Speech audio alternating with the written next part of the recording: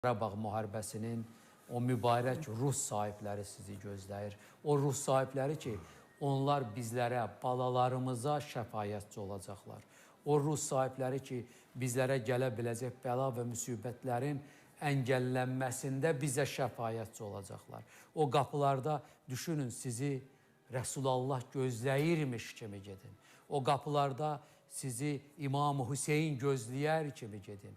O qapılarda sizləri 4 xəlifə gözləyən kimi gedin. O qapılarda sizləri səhabələr gözləyən kimi gedin.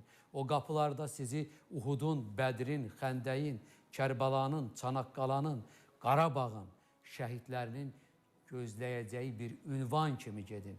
Görəcəksiniz, sizlərə gələ biləcək hər hansı bir xətanın, bəlanın, müsibətin əngəllənməsinə mübarək səbəbkarlar olduğunu idrak edəcəksiniz. Siz bunu edin. Bu birinci mənəvi